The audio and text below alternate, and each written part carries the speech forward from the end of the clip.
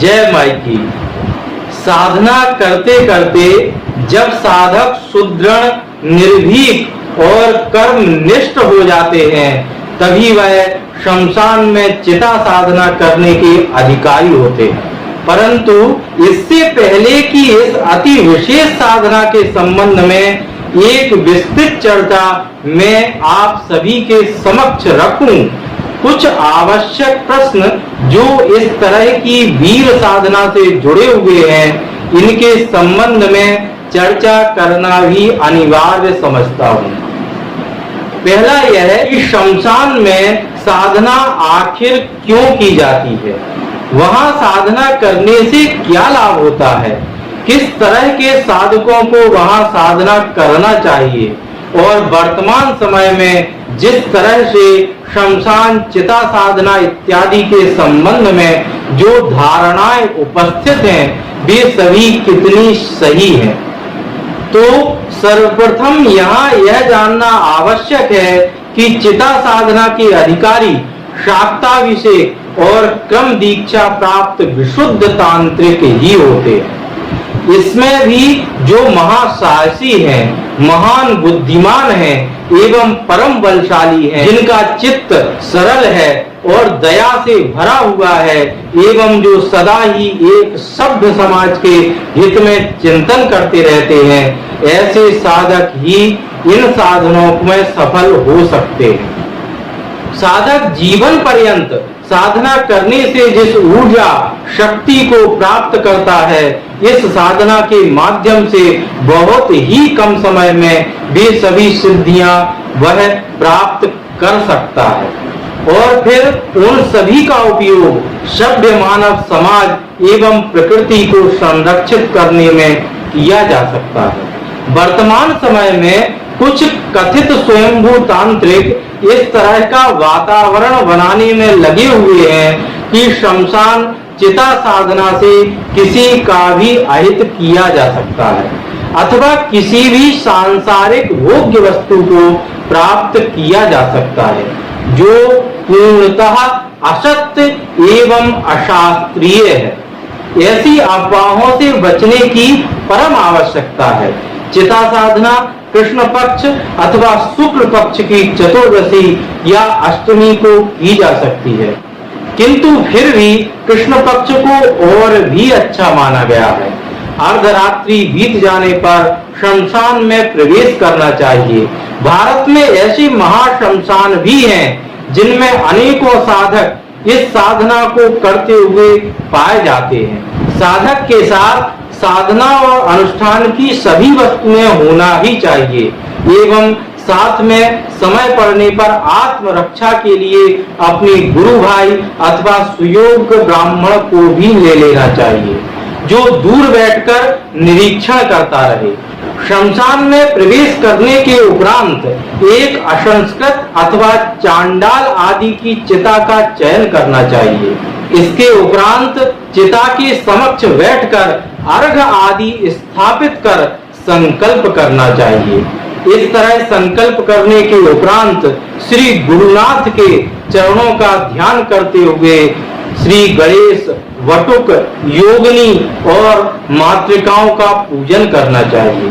फिर पूर्व दिशा में शमशानाधिपति, दक्षिण में भयानक भैरव, पश्चिम में काल भैरव, उत्तर में महाकाल की पूजा बलि देना चाहिए और चिता के मध्य में कालिका देवी एवं भूतनाथ को 3 बलि पूजा देना चाहिए। इसके उपरांत गणनाथ को भी बलि पूजा देनी चाहिए।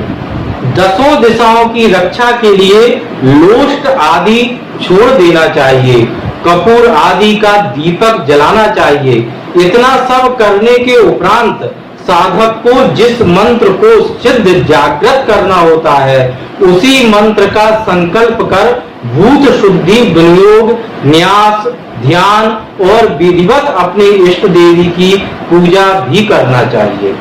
मंत्र का जप कितना करना चाहिए, इसके संबंध में भी कहा गया है।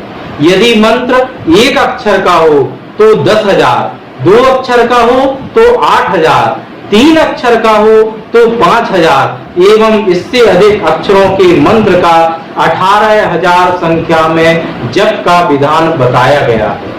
जप सूर्योदय से पहले पूर्ण हो जाना चाहिए। जप करने के उपरांत दुर्गा रक्षणी मंत्र से तिल को ईशान आदि चारों कोणों में छोड़ना चाहिए। तो यह तो हुई इस साधना की संक्षिप्त विधि। अब यह जान लेते हैं कि इस साधना में किस तरह के अनुभव होते हैं। साधना करते करते कभी कभी साधक को भयानक शब्द एवं दृश्य भी दिखाई देने लगते हैं। यदि साधक को यह सभी असहनीय प्रतीत होने लगे तो उसे अपनी आंखों और कानों को वस्त्र इत्यादि से बांध लेना चाहिए। जब करते करते मध्य में जब वर ग्रहण कर इस तरह का शब्द सुनाई दे तो अपनी मानसिक इच्छा व्यक्त कर देना चाहिए। जब के मध्य अथवा अंत में यदि इस तरह का शब्द सुनाई दे कि बलि प्रदान कर तो साधक को जौ के आटे से निर्मित महिष अथवा बकरे की बलि दे देना चाहिए। इसके अलावा यदि किसी विशेष बलि का आग्रह किया जाता है तो दूसरे दिन का समय लेकर आश्वासन देते हुए दूसरे दिन यह कार्य पूर्ण करना चाहिए। इस तरह सविधि चिता साधना करने के उपरांत गुरुपुत्र अथवा गुरु माता को दक्षिणा अवश्य देना चाहिए। चिता साधना एक अति विशेष साधना है। इसको करने से शीघ्र फल आने लगते हैं, किंतु यह परंपरागत ही प्राप्त करने का विधान है। जी हाँ, ध्यान से सुनिए, इसे केवल गुरु शिष्य परंपरा के माध्यम से ही प्राप्त किया जा सकता है। कहीं से भी पढ़ सुनकर इसे नहीं किया जा सकता। अविवेक करने पर साधक का अहित भी हो सकता है, इसलिए यह नितांत गोपनीय भी है। मैंने इसका संक्षिप्त सार आपके सामने रखना इसलिए उचित समझा जिससे आप इसकी उपयोगिता, गंभीरता एवं वर्तमान में चल रहे षड्यंत्रों को भली भांति से समझ सकें एवं दुराचारियों के शोषण से भी बच सकें।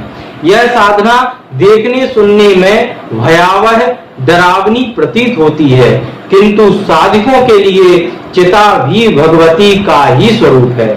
जो इस सत्य का साक्षात्कार कर लेते हैं उनके लिए यह सभी क्रियाएं अति सूक्ष्म रूप से भी करना सहज हो जाता है। ऐसा मेरा अनुभव भी है, किंतु दिव्य भाव को प्राप्त किए बिना यह सब नहीं किया जा सकता।